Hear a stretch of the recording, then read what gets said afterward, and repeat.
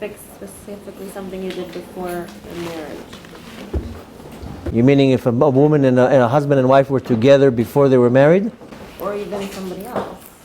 If you've done something. The major part of fixing is, first of all, not doing it anymore. That's the first step. Right. Then you have to do the process of tshuva. You have to have charata. You have to feel bad that you did it. It's not Then being more medactic and like... That's the last level. Oh. The first few levels, first you don't do it. Then you have charata. You feel bad about it. That's part of the tshuva. Then you confess. Confessing is also, sometimes you have to confess face to face to the person. Sometimes you just confess, Hashem baganu gazalnu. That's part of the prayer. It's a tikkun. It's a process. And the last one where you want to really retouch it is that you do the complete opposite. So you become super particular with family purity. And you want to take it to the next level, then you educate other people that has to do with family purity. You want to take it to another level, you make sure that you make the awareness of that particular thing even greater. And the more you know, the tikkun of the sin is, the main tikkun is teaching somebody else not to do it. So if I, chas v'shalom, did a certain sin, and I want to reach to a real tikkun, I make sure that I educate other people not to do it. That's how I reach the ultimate, and I'm able to reverse it. Now, a lot of people say, listen, I don't know how to do it. I can't do it. I don't know. How am I going to do it? So there's many different ways how you do it. So you want to raise awareness in the department of family purity, and you don't have any knowledge or ability, then you find a rebbitzin or a rabbi that teaches about it, and you say, I'll help you do it. What do you want? He has CDs, I'll donate for the CDs. I'll sponsor the shiur. I'll host a class in my house and buy the food. You come and speak. The major tikkun is when you make other people not do something. If I blemished here, that's what they told me in my personal experience. They told me this is all your damages.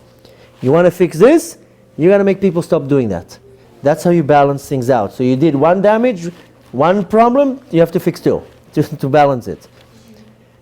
So it's very easy to kind of see, when you really go out of the way, that's really what's called Gemara Tikkun. You're finishing it. But just the fact that... No, you first have to start with not doing it anymore. To really can be considered Baal Tshuva. I know what's the difference between Chozer B'Tshuva and Baal Tshuva. You know the terms Chozer B'Tshuva, Baal Tshuva? Chozer in Hebrew means to go back. Which means that you did the sin, then you did Tshuva. Then you go back to the sin, then you do Tshuva. Then you go back to the sin, Chozer B'Tshuva, constantly going back. That's a low level. But Baal Tshuva, I know what's Baal. Baal is owner. If I own a house, I'm the Be'alim, I'm the owner of the house. Baal Tshuva is that I conquered the Tshuva. That's it, I'm never doing it again. Now I'm Baal Tshuva. Now Baal Tshuva is, I can be 500 Baal Tshuva. Baal Tshuva, I could be that I mastered this department. That's it. I'm never, ever, ever eating pork. I'm Baal Tshuva in pork. Now I'm a Baal Tshuva here. And it's a life thing. So Baal Tshuva is that you got it out of the system. Now you want to really clean it, then you go out of your way. Yeah, there's anything has a solution what to do, but you want to reach to a person that to a place that you really clean the dirt. A, it affects you in this world. B, chas v'shalom, in the world to come. You don't want to have any spiritual dirt. That's the beauty in this world, that you can do tshuva for everything. And you can control everything. And you can fix things. I see people how they really work on themselves, and you see an unbelievable change in their kids, in their relationship, in their parnasah. Hashem wants to give you just an abundance. Abundance is not a lot of money in the bank. That's not an abundance. I know people that are millionaires, they barely put a smile on their face. Their life is miserable. Abundance is waking up in the morning and feeling $1 million. You said you can change everything. A child who's born not healthy, how do you change that? Some things are more extreme and more harder to do, and some things are not even meant that you can fix. Maybe it's not supposed to be changed. Maybe Some things, that's what I said, that there are 10% that you have to deal with. Chas v'shalom.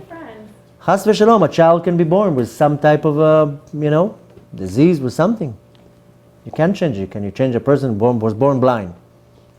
So some things you can't. This is the 10% that you have to accept. There's some bitter parts in your life.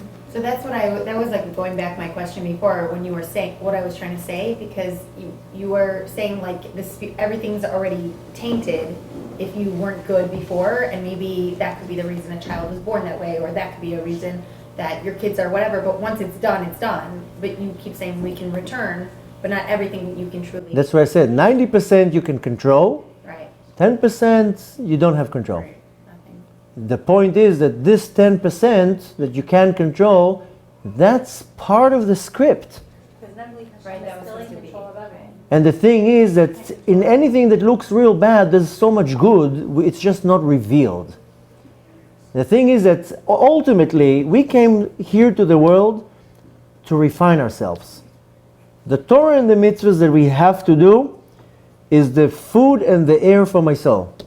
The same way that you eat every day, you breathe every second, the soul needs air and food. That's Torah and mitzvahs. You deprive your soul from Torah and mitzvahs, it's going to be hungry and it's going to be depressed. That's why people getting all these emotions, anxieties, and mainly depression. The soul is depressed. The soul, if you're now not going to eat for one day, you're going to be sick, you're going to be dizzy, you're going to throw up, you're going to have pain. Your body is reacting. If you're now going to stop your breath now for 50 seconds, you're going to choke, you're going to faint. So if you deprive your soul from Torah and mitzvahs, from air and food, it's going to start reacting. So one person will become super depressed. One person will be crazy in their mind. One person will be super angry. It's the soul reacting for you're depriving it. So Torah and mitzvahs has nothing to do, everybody has to do Torah and mitzvahs. Nobody's exempt. It's our food and our air. But the main reason why we came down to this world is to refine my nefesh and my body. I have to refine it. That's my avodah. I was hired by God to refine something in this world. So sometimes Hashem puts a situation in my life, that's my job. So one parent will get a mentally challenged kid or a crippled kid or something. And for them it looks like the worst thing in the world. The fact that first of all that Hashem gave this family a kid with needs just goes to show the parents how much Hashem puts value in their eyes, that He tells them, you take care of my kid right now. More than that, that kid came to help me refine myself, to work on my attribute of patience. It's not easy dealing with, a kid with a disability. My attribute of Ahavat Israel, of unconditional love. So ultimately, everything came to refine me. Sometimes the annoying husband is a part of the system. That's why I said, a big percentage of that you can control in a relationship. But sometimes, the husband is not how you would want him to be. 10, 20% you can't really handle, that's part of the tikkun. It's for you to work on certain attributes in you. He can be an amazing man, but a complete slob. You can't handle it. It's for you to work. You can't fix him. You're not going to change his way of life. He's going to... You're not a slob, though. What? What if you're not a slob? Doesn't matter. It's for you to refine something. If your husband is a slob and he throws the underwear on the floor, and the bathroom is a mess when he's done, and everything is driving you crazy, doesn't matter what you're going to do, he's not going to change. And if you're going to confront him, it's just going to be friction. It's for you to work on your patience, to diminish your ego. Why is the underwear on the floor bothering you? It's bothering you. So it means you have a problem with your ego. It's bothering me. Your lesson here is diminish your ego. It's not only about you. It's a lesson. I'm just giving you one example out of many. And I'm not telling you particularly have the ego. But if something bothers you in the house, let's say with your husband, most likely the problem is in you. You're not going to change your husband. You can a little bit refine him. You can negotiate certain things that your life will be better. Now accept him. The more you accept, the smoother the relationship will be. Same thing with kids. Yeah, 90% is things that we control. You refine that 90%, it doesn't mean your kids are going to be angels. But the 10% that is left, deal with it. So one child is a little bit more aggressive.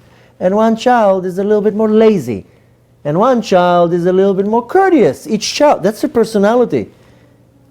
You can kind of define the personality of the child to a certain point. That's it. When you're trying to push things in the personality of the child that you can't change, that's where the child starts reacting negative. So you have to separate what's in your ability, and that's the line where you stop. So whatever you have control with, you want to control it. But then you have to also deal with certain things. Listen, our life is not all about everything being pink and beautiful. We have to deal with things. That's part of the system. But you want to minimize the problems that you need to deal with. So if you're dealing with 100% issues every day, you want to minimize it to 60%. You fight with your husband once a week, you want to do it once a month. You're constantly refining it. And Hashem puts in front of you all the right people to press the right buttons. So you're going to have an annoying boss, an annoying mother, an annoying neighbor. Doesn't matter. Hashem puts the people to press the buttons. This is your avodah. That's your refinement. Should I get upset right now? Should I react right now? No. I'll take a deep breath. I'll relax. I'm not going to react now with a curse or with anger or with an argument. So that's why I said before 50%. I said 50% is from the spiritual part. 50% I have to apply things. And the tools how to do it is when I empower my spiritual bank. Pray once a day for a month or two. Excuse me? Like you pray once a day, your neighbor. It's not going to make your neighbor less annoying. But it will give you, it's going to give you the tools and the ability to handle it and to manipulate the situation that it doesn't affect you. Listen, our entire life is going to be full of speed bumps. That's the free choice.